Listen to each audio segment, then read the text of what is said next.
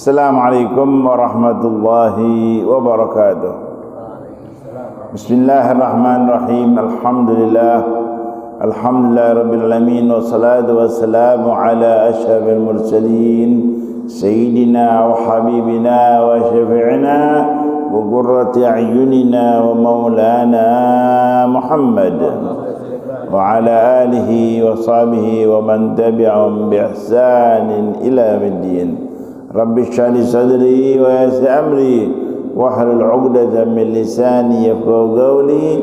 Allahumma arinal haqqa haqqan warzuqna ittiba'ah wa arinal batila batilan warzuqna ijtinabah. Allahumma a'inna ala dhikrik wa syukrik wa husni ibadatik. Jazallahu anna sayyidina Muhammad sallallahu alaihi wasallam khairan ma wahlu. Amma ba'd, faqad qala Allah ta'ala fi kitabil aziz, wa ma kana Allah liyu'adzibahum wa anta fihim wa ma kana Allah mu'adzibahum wa hum yastaghfirun. Wa qala Allah ta'ala aidan, wa an istaghfiru rabbakum thumma tubu ilaihi yumatti'ukum mata'an hasanan ila ajalin musamma. Wa qala alaihi salatu wassalam, wallahi inni la astaghfirullah wa atubu ilaihi fil yawm akthara min 70 marrah. Wa qala alaihi salatu wassalam, tuba liman wajada fi sahifatihi istighfaran katsira. Wa qala Habib Abdullah bin Haddad radhiyallahu ta'ala anhu wa ardhah, inna taubata awwalu qadamin yadawha al-'abdu fi tariqillah wa hiya asasu jami'il maqamat. Sadaqallahu al-'azim wa sadaqa rasul karim wa nahnu ala dhalika minasy syahidin. Ma'asyar hadirin wa hadirat umat habibina Muhammad sallam, mudah-mudahan Allah Subhanahu wa taala menerima semua amal ibadah kita, mengampuni dosa-dosa kita, memberikan kepada kita bersama betul-betul mencintai Nabi Muhammad sallam melebihi daripada orang-orang tua kita, anak-anak kita dan seluruh umat manusia, bahkan melebihi daripada diri kita masing-masing. Betul-betul kita mentaati Nabi Muhammad sallam, menjadikan beliau sebagai suri tauladan buat kita bersama, dan insyaallah di yaumul qiyamah kita semua dapat syafaat Habibina Muhammad sallam dimasuk dalam jannah bersama Habibina sallam bi ma'iyyati murafaqati Habibina Muhammad sallam wa usulina wa fur'ihim wal hadirin wal hadirat wal muslimin wal muslimat. Amin amin amin ya rabbal alamin. Ma'asyar hadirin rahimakumullah, umat Habibina Muhammad sallam yang dimuliakan Allah Ta'ala, dianjurkan sekali untuk kita memperbanyak beristighfar, meminta ampun kepada Allah Subhanahu wa taala. Dan Allah berjanji bahwa Allah akan menerima taubat hamba yang betul-betul bertaubat kepada Allah Subhanahu wa taala. Tapi hendaklah dalam bertaubat sungguh-sungguh bertaubat kepada Allah. Dengan kita beristighfar, dengan kita bertaubat kepada Allah, ini mendapatkan faedah yang luar biasa besar dunia maupun akhirat. Dengan beristighfar, dengan bertaubat kepada Allah. Kalau Nabi SAW yang sangat mulia dan istimewa, yang paling dicintai oleh Allah, makhluk Allah Subhanahu wa taala, beliau maksum, terjaga dari segala kesalahan. Beliau sudah mendapatkan jaminan dari Allah Subhanahu wa taala, liyaghfir lakallahu ma taqaddama min dhanbika wa ma ta'akhkhar. Shallu 'ala nabi, Allahumma shalli 'alaihi wa 'ala alihi. Liyaghfir lakallahu ma taqaddama min dhanbika wa ma ta'akhkhar. Allah mengampuni dosa-dosa yang sudah lewat maupun yang akan datang, dan Nabi tidak ada dosanya sama sekali. Bahkan Nabi sebagai suri tauladan buat kita bersama, laqad kana lakum fi rasulillahi uswatun hasanah. Beliau Rasulullah SAW yang tidak ada dosanya sama sekali. Beliau yang paling dicintai Allah, beliau yang paling taat kepada Allah, Sayyidul Mursalin, Sayyidul Muttaqin. Masya Allah, Rasulullah SAW, beliau masih beristighfar, bertobat kepada Allah Subhanahu wa ta'ala. Bahkan beliau menyebutkan dalam hadis, wallahi, demi Allah, sumpah, wallahi, inni la astaghfirullah wa atubu ilaih fil yaumi aktsara min 70 marrah. Demi Allah, aku beristighfar kepada Allah Subhanahu wa taala, bertaubat kepada Allah Subhanahu wa taala dalam sehari lebih daripada 70 kali. Allahumma shalli wa sallim alaihi. Rasulullah enggak punya dosa sama sekali. Beliau Rasulullah SAW yang sangat mulia, yang paling cinta dari Allah, makhluk Allah yang paling mulia istimewa dunia maupun akhirat. Beliau beristighfar. Beliau beristighfar, bertaubat kepada Allah Subhanahu wa taala seharinya melebihi daripada 70 kali. Allahumma shalli alaihi. Bahkan riwayat lain mengatakan sampai 100 kali. Masya Allah, mulianya luar biasa baginda Habibina Muhammad SAW. Dan kalau kita beristighfar kepada Allah, kita jangan khawatir akan mendapatkan ampunan dosa-dosa kita dari Allah Subhanahu wa taala. Dan istighfar ini faedahnya yang luar biasa besarnya. Untuk mendapatkan makam yang sangat tinggi insyaallah, pertama kali sebagai asas, sebagai pondasi adalah istighfar.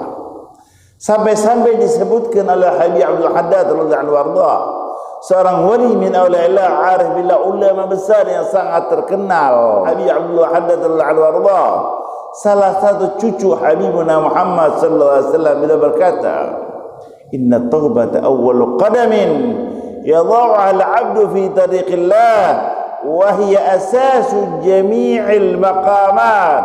Inna taubata awwalu qadamin, sesungguhnya taubat langkah pertama kali untuk mendapatkan makam-makam yang sangat tinggi di sisi Allah Subhanahu wa taala. Contoh saja gampangan buat kita, kalau kita bangun rumah, mungkin bangun rumah 1 tingkat, 2 tingkat, 10 tingkat, 20 tingkat, 30 tingkat dan lain sebagainya. Lihat pondasinya dahulu. Kalau pondasinya kuat, insya Allah selamat atasnya. Tapi kalau atasnya kuat, pondasinya jelek, akan roboh. Ini pentingnya pondasi. Ini taubat ini sebagai pondasi asas jami'il maqamat, sebagai asasnya, sebagai pondasi segala makam-makam yang sangat tinggi. Pertama kali taubat kepada Allah, beristighfar, minta ampun kepada Allah Subhanahu wa taala. Walaupun seandainya kita enggak punya dosa saja, tetap beristighfar, apalagi berdosa. Seandainya enggak punya dosa, kita dianjurkan beristighfar. Sampai Nabi sallallahu alaihi wasallam bersabda, man lazima al-istighfar, barang siapa yang senantiasa beristighfar, man lazima al-istighfar ja'alallahu lahu min kulli hammin faraja wa min kulli dhikin makhraja wa razaqahu min haitsu la yahtasib. Allahumma shalli wa sallim alaihi wa ala alihi. Man lazima al-istighfar, siapa orang yang melazimkan terus-menerus beristighfar, minta ampun kepada Allah, ja'alallahu lahu min kulli hammin faraja. Allah menjadikan jalan keluarnya dari segala kesulitan. Ya Allah, kalau ada sulit diberikan kelapangan oleh Allah Subhanahu wa taala. Kalau ada kesempitan, Allah luaskan perjalanan tersebut dan mendapatkan rezeki dari Allah Subhanahu wa taala tanpa disangka-sangka. Ini kalau kita banyak istighfar. Tapi jangan pura-pura beristighfar, betul-betul memenuhi syarat-syaratnya. Apabila ada hubungan kita dengan Allah, 3 syarat harus terpenuhi. Apabila ada hubungan antara manusia dengan manusia, memerlukan syarat 4 syarat. Pertama kali an-nadam, menyesal daripada perbuatan maksiat. Dulu pernah maksiat disalkan, sesali maksiat itu, bukan senangi, enggak. Ini kadang-kadang ada orang maksiat enggak, girang, naudzubillah, bahkan ngajak orang lain, sebulan bayaran murah, misalkan tempatnya di pulang, masya Allah. Ini bahaya maksiat yang luar biasa. Kalau betul-betul kita mengetahui bahaya maksiat, maka insya Allah kita akan menjauhkan maksiat, karena maksiat ini berbahaya luar biasa dunia maupun akhirat. Sampai Al-Habib Abdullah Haddad radhiyallahu anhu warḍah, beliau mengatakan, laisa asyarru 'adhar 'al insan fi dunya wal akhirah min adh-dhunub. Tidak ada sesuatu yang lebih berbahaya bagi diri manusia melebihi daripada dosa dunia maupun akhirat. Kalau sekarang kita lihat orang-orang berlari dari virus corona, suruh diam di rumah, masya Allah, takut. Kalau virus corona maksimal mati. Kalau maksiat bisa-bisa, na'udzubillah, menjadi kafir. Maksiat menyebabkan tidak ada dapat kenikmatan dari ibadah kepada Allah. Maksiat makin jauh dari rahmat Allah. Maksiat bisa menjadikan kafir. Maksiat di alam kubur bisa siksa. Maksiat bisa masuk ke jurang api neraka. Semua gara-gara maksiat, na'udzubillah. Kalau penyakit corona, kena penyakit misalkan maksimal mati. Tapi kalau maksiat, na'udzubillah min dzalik, bisa neraka, na'udzubillah min dzalik, tersiksa yang siksaan yang luar biasa. Kalau kita pahami saja siksa api neraka yang sangat mengerikan, sampai Nabi mengatakan dalam hadisnya, inna ahwana 'adzaban yaumil qiyamah la rajulun yudha'u fi akhmasi qadamihi jamratan yaghli minhuma dimaghu ma yara anna ahadan ashaddu minhu 'adzaban innahu lahwanhum 'adzaba. Sesungguhnya paling ringan siksa api neraka sebagaimana orang yang menginjak bara api. Ketika diinjak bara api, otaknya sampai mendidih, dia merasa ini siksaan yang paling berat. Ternyata Nabi mengatakan dalam hadisnya, innahu lahwanhum 'adzaba, itu paling ringan siksanya. Na'udzubillah min. Ini bahayanya maksiat. Gara-gara maksiat, ibadah yang dikerjakan kagak dapat nikmat. Na'udzubillah. Maksiat apa saja, walaupun mungkin dosa kecil, jangan kita lihat dosa kecil, tapi lihat maha besar yang kita berbuat maksiat. Na'udzubillah. La tanzur ila sighari khati'ah walakin inzur ila 'idhami man 'asait. Jangan kalian melihat kecilnya dosa, tapi kalian melihat yang maha besar, Anda yang berbuat maksiat. Na'udzubillah. Betul kelihatannya dosa kecil. Anda berbuat maksiat dengan siapa? Dengan Allah. Allah yang maha besar. Kalau orang yang berhiasa dosa kecil, lama-lama bisa berbuat dosa besar. Kalau orang berbuat dosa besar, lama-lama bisa menjadi mati sul khatimah. Sampai dikatakan oleh para ulama kita mengatakan tentang perbuatan maksiat, al-ma'asi barirul kufur, kemaksiatan menghantar kepada kekafiran. Na'udzubillah. Ini bahayanya maksiat. Kalau yang paling ringan saja di api neraka, seperti orang yang menginjak bara api yang sangat panas, otaknya mendidih, dia merasa ini yang paling berat, ternyata ini yang paling ringan. Na'udzubillah min dzalik. Ibadah yang dikerjakan tidak akan mendapat kenikmatan Allah Subhanahu wa taala. Coba pernah ditanya Al-Imam Wahab bin Buraid radhiyallahu anhu, beliau ditanya Al-Imam Wahab bin Buraid, beliau ditanya, hal yajidu ladzatal ibadah ma ya'sillah, apakah akan mendapatkan kelezatan, kenikmatan dalam ibadah kepada Allah bagi orang-orang yang berbuat maksiat?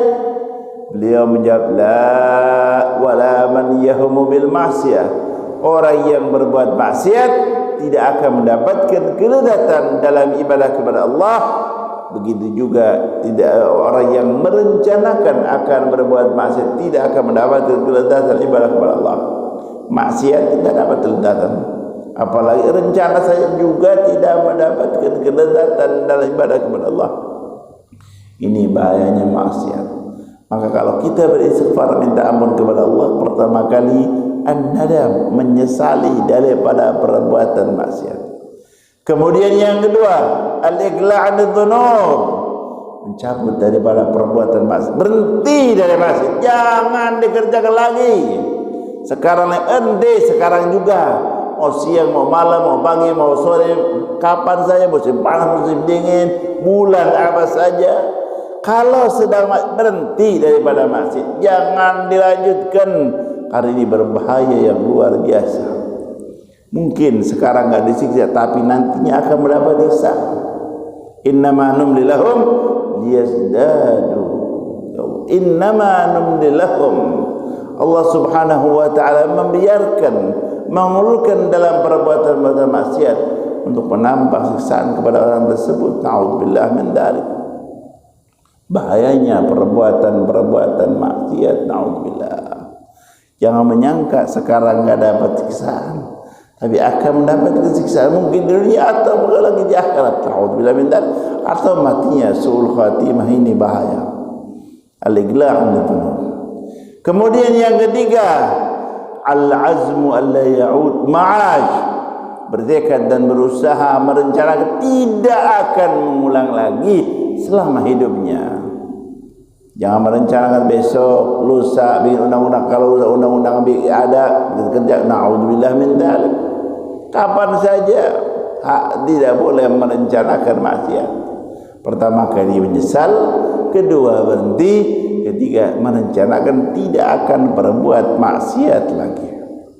Apabila ada hubungan manusia dengan manusia, pernah berbuat zalim kepada manusia, pembeli enggak bayar misalnya, utang enggak dibayar, mukul orang lain atau ghibah dan lain-lain sebagainya, berhubungan dengan manusia-manusia, pertama syarat yang keempat memerlukan raddul madzalim, mengembalikan apa yang pernah dizalimi.